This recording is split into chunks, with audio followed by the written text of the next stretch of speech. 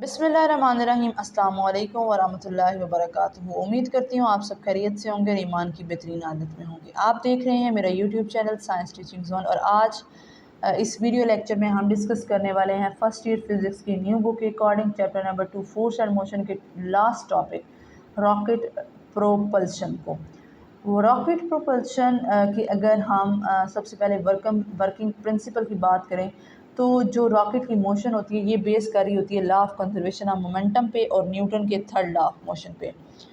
अगर हम प्रोपल्शन को देखें तो हमें पता है कि कोई भी जो रॉकेट होता है वो मूव करता है up by the ejecting burning gases from its rear parts of engine. इसके जो इंजन के रेयर पार्ट्स होते हैं उनसे पीछे गैसेस जल रही होती है, पीछे से धुआं निकल रहा होता है, धुआं नीचे की तरफ आ रहा होता है, रॉकेट ऊपर की तरफ मूव कर रहा होता है। व्हेन फ्यूल इज़ बर्न, जब इसके अंदर फ्यूल जलता है, it turns to high pressure gas, ये जल के किस में कन्वर्ट हो जाता है हाई प्रेशर गैसेस पर। यही गैसेस क्या होती हैं, इंजन से जब बाहर आती हैं ये बहुत ज़्यादा स्पीड पे होती हैं।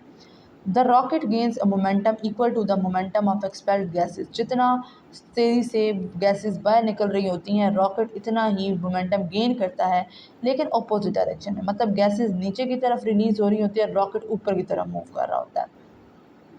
Rocket continues to gain more and more momentum as long as engine of the rocket continues to expel gases। जितनी जब तक जो है इंजन से गैसेस निकलती रहती हैं इतनी देर तक रॉकेट जो होता है मसलसल जितना ज़्यादा हो सके मोमेंटम गेन करता रहता है। इस वजह से मोमेंटम गेन करने की वजह से रॉकेट की जो स्पीड होती है वो बढ़ती जाती है जैसे जैसे इंजन में ईंधन जलता रहता है। अगर हम बात करें रॉकेट के फ्यूल की, कि जो इसके अंदर फ्यूल जल रहा होता है वो किस पर मुश्तमिल करता है, तो इस रॉकेट के अंदर जो फ्यूल होता है वो लिक्विड या सॉलिड हाइड्रोजन और ऑक्सीजन की फॉर्म में होता है। 80% of launch mass of the rocket consist of fuel earning. मतलब अगर हम एक रॉकेट के पूरे वजन की बात करें तो उसमें 80% उसके फ्यूल का वजन होता है। For enough upward thrust to overcome the gravity, जैसे जैसे जो ऊपर जाता है ग्रेविटी को ओवरकम करता हुआ। ए typical rocket consume about 10,000 kg second पर सेकेंड ऑफ फ्यूल। मतलब ये एक सेकेंड में 10,000 किलोग्राम फ्यूल को कंज्यूम करता है।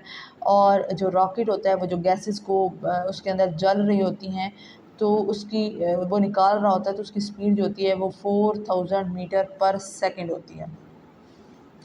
अगर हम इसके मैथ्स की बात करें तो इसके मसले को हल करने के लिए बहुत सारे रॉकेट्स को एक दूसरे के साथ जोड़ा गया। जब when one of them perform its function, जब एक इस फंक्शन परफॉर्म कर देता है तो इट इज़ डिस्कार्डेड, ये वहाँ से निकल जाता है। Due to which rocket move up with the greatest speed, उसका वजन हल्का होता रहता है और वो इतना ही ज़्यादा स्पीड के साथ ऊंचा मूव करता रहता है।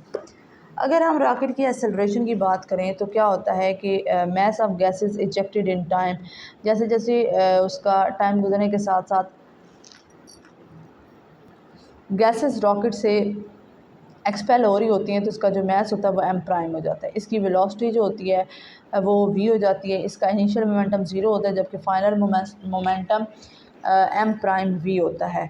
अगर हम change in momentum delta P की बात करें तो वो हमारे पास क्या है, वो चेंज इन मोमेंटम हमारे पास होता है final momentum minus initial momentum.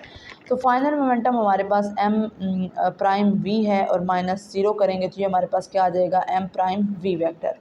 अब अगर हम सेकंड लॉ ऑफ मोशन के अकॉर्डिंग देखें, the force exert on the gases by the rocket is, जो फोर्सेस एक्सर्ट हो रही होती हैं रॉकेट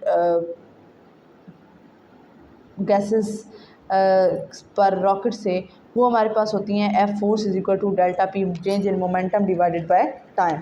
अब चेंज इन मोमेंटम हमने यहाँ पे ड्राइव किया कि डेल्टा पी हमारे पास इक्वल होता है एम प्राइम वी के, तो हम डेल्टा पी की जगह पे एम वन प्राइम वी लगाएंगे डिवाइडेड बाय टी। अब यहाँ पे M prime divided by T, इसको ऊपर डिवीजन में लेके हम वी को थोड़ा साइड पे रखेंगे क्योंकि हमारे पास जो एम प्राइम बाय टी है ये हमारे पास इक्वल होता है मैस एम के, वेयर एम क्या है, mass of gases ejected per second, mass of gases ejected per second. तो हमारे पास force exerted on the rocket by the gases वो होती है F is equal to capital M A. हालांकि सेकंड लॉ ऑफ न्यूटन में हमने F is equal to small M A लिखा था, लेकिन रॉकेट में हम उसका मैस जो क्या है लेंगे, कैपिटल एम लेंगे। अब क्या होगा कि यहाँ पे जो कैपिटल एम है ये क्या है, इंस्टेंटेनियस मैस है रॉकेट का, और ए क्या है, इंस्टेंटेनियस एक्सेलरेशन है। अब थर्ड लॉ ऑफ मोशन को डिस्कस करें तो आपको पता है कि हमने पढ़ा था कि every action has a equal reaction but in different but opposite. तो एम ए ओपोजिट है माइनस एम वी के। यहाँ पे हमने एक्सेलरेशन फाइंड आउट करनी है तो एम यहाँ पे मल्टीप्लाई और दूसरी साइड पे जाके डिवाइड हो जाएगा। जितना जैसे जैसे जैसे वक्त गुजरता जाएगा जो मैस एम होगा रॉकेट का वो कम होता जाएगा due to the burning of fuel, क्योंकि फ्यूल जल जाएगा। तो हमने देखा था कि इसका 80% मैस तो फ्यूल का होता है।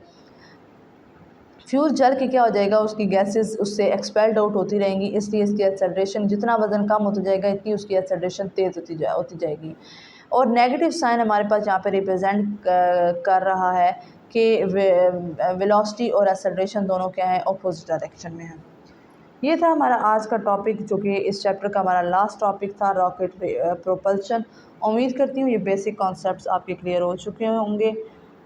अगर आपको लेक्चर पसंद आया हो तो इसको लाइक ज़रूर कीजिएगा और अपने फेलोज़ के साथ लाजमी शेयर कीजिएगा। मिलते हैं इंशाल्लाह ताला नेक्स्ट लेक्चर में नए टॉपिक के साथ। तब तक के लिए रखिएगा अपना बहुत सारा ख्याल, मुझे रखिएगा अपनी दुआ में याद। मुझे दें इजाज़त, अल्लाह हाफ़िज़।